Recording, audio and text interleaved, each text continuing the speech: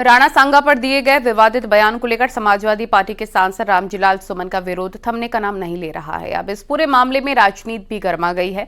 Samajwadi party ने इसे दलितों पर हमला बताया तो बीजेपी ने जातीय संघर्ष भड़काने का आरोप लगाया है।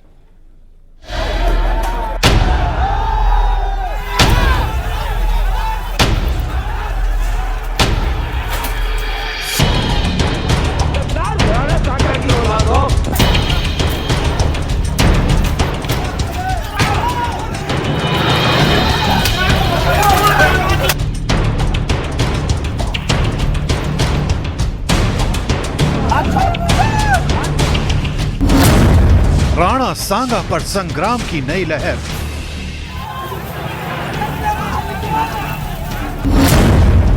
आगरा में करणी सेना का बवाल।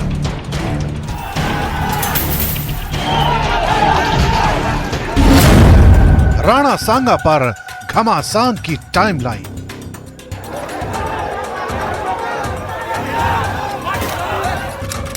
छब्बीस मार्च 2025 आगरा। दोपहर का वक्त था। समाजवादी पार्टी के सांसद रामजीलाल सुमन के घर के बाहर धीरे धीरे भीड़ जमा हो रही थी। करणी सेना के सैकड़ों कार्यकर्ता बुलडोजर के साथ रामजीलाल सुमन के घर के बाहर पहुंचे थे। घर के बाहर बैरिकेडिंग लगी थी। हंगामे की आशंका के चलते पुलिस मौके पर मौजूद थी। राणा सांगा पर विवादित बयान के बाद से करणी सेना के कार्यकर्ता गुस्से में थे और फिर गुस्से का यह गुबार धीरे धीरे फूटने लगा। रामजीलाल सुमन के खिलाफ नारेबाजी शुरू कर दी गई। बैरिकेडिंग को तोड़ दिया गया। रामजीलाल सुमन के घर के बाहर खड़ी गाड़ियों में तोड़फोड़ शुरू कर दी गई। उनके घर को भी टारगेट किया गया, जिसका नतीजा यह हुआ कि प्रदर्शनकारियों को खदेड़ने के लिए पुलिस को लाठियां भांजनी पड़ी।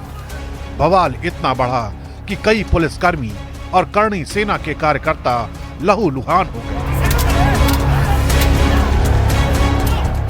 जिसके बाद इस हंगामे और हिंसा को अखिलेश यादव ने एक नया रंग दे दिया और जाति का एंगल निकाल लिया। कौन राजा था, कौन महाराजा था, किसने क्या किया, वो इतिहास की बात है। आज हम आगे बढ़ने की बात करें और जो रामजीलाल सुमन जी के साथ घटना हुई है निंदनीय है, दुखद है। एक दलित सांसद जो बहुत ही अनुभवी हैं, बहुत सीनियर हैं, उनके घर पर तब अटैक होना जब मुख्यमंत्री वहीं पर हैं।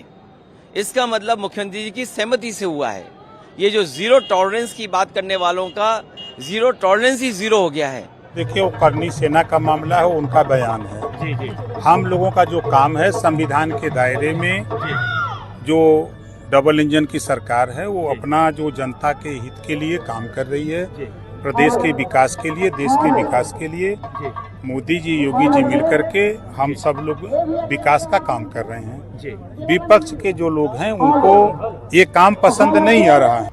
वहीं समाजवादी पार्टी के सांसद डिम्पल यादव ने आगरा में हुई घटना को सरकार द्वारा प्रायोजित करार दिया है, जबकि बीजेपी ने आरोप लगाया है कि औरंगजेब और जिन्ना को आदर्श मानने वाले नेता के इशारे पर ये सब हो रहा है।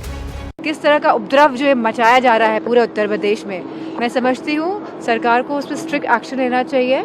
और अगर कोई लोग संपर्क भी करते हैं शासन और प्रशासन से, तो ये शासन प्रशासन वाले समय पर नहीं पहुंचते हैं, जानबूझ के नहीं पहुंचते हैं और कहीं ना कहीं ये सरकार द्वारा कराई हुई पूरी हरकत है। एक मजदूर नेता हैं जो अखिलेश यादव के इशारे पर पारिश्रमिक और मजदूरी लेकर के वह बोल रहे हैं जो अखिलेश यादव चाहते थे। वह दोनों ही लोग एक जैसी सोच के हैं जो औरंगजेब और जिन्ना को अपना आदर्श मानते हैं। इसकी कड़े शब्दों में मैं निंदा करता हूं और उत्तर प्रदेश से मांग करता हूं सरकार से कि ऐसे तत्वों को प्रदेश में बढ़ावा न दें, जिससे अमन चैन में खलल पैदा हो। राणा सांगा पर उठे विवाद की सुनामी तब आई जब समाजवादी पार्टी के सांसद रामजीलाल सुमन ने राज्यसभा में विवादित बयान दिया कि बाबर का डीएनए मुसलमान में है, हिंदुस्तान का मुसलमान तो बाबर को अपना आदर्श मानता नहीं है, वो तो मोहम्मद साहब को अपना आदर्श मानता है, सूफी संतों की परंपरा को अपना आदर्श मानता है। लेकिन सभापति महोदय, मैं जानना चाहूंगा कि बाबर को लाया कौन? बाबर को इब्राहिम लोदी को हराने के लिए राणा सांगा लाया था। तो मुसलमान तो बाबर की औलाद हैं और तुम गद्दार राणा सांगा की औलाद हो, ये हिंदुस्तान में तय हो जाना चाहिए। अगर बाबर की तो आलोचना करते हैं, राणा सांगा की आलोचना नहीं करते। बाबर को राणा सांगा ने आमंत्रित किया था, वो भी उपसभापति ने एक्सपेंड कर दिया। लेकिन मैंने जो कुछ कहा था वो ऐतिहासिक तथ्य है, मैंने कोई गलत नहीं कहा। कहा जा रहा है मैं इस बात पर कायम हूँ कि बाबर को राणा सांगा ने आमंत्रित किया था। इसी विवाद की वजह से आगरा से लेकर हापुड़ तक रामजीलाल सुमन के खिलाफ राजपूत समाज में आक्रोश की लहर दौड़ गई। लेकिन जिस तरह से अब इस मामले को जातिगत एंगल दिया जा रहा है, वो ये साबित कर रहा है कि यह मुद्दा अभी और गरमाने वाला है।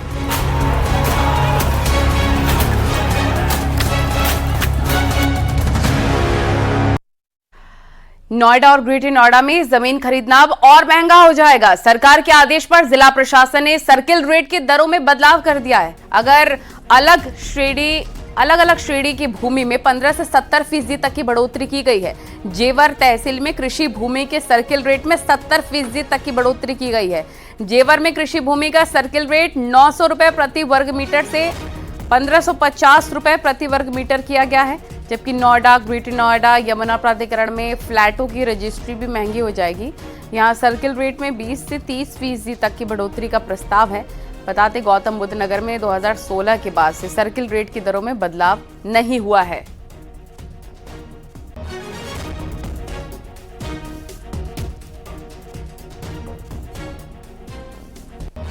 गौतम बुद्ध नगर जिला प्रशासन ने सर्किल रेट बढ़ाने के लिए मसौदा तैयार कर लिया है। आपको बता दें 15% से 70% तक सर्किल रेट बढ़ाए जाएंगे और सबसे ज़्यादा सर्किल रेट जो बढ़ाया जाएगा वो जेवर तहसील में है, जिसमें करीब 70% की बढ़ोतरी की गई है। साथ ही नोएडा अथॉरिटी, यमुना अथॉरिटी और ग्रेटर नोएडा अथॉरिटी की जो रजिस्ट्रियां हैं उसके भी रेट बढ़ा दिए गए हैं और इसके लिए 5 अप्रैल तक आपत्तियां मांगी गई हैं।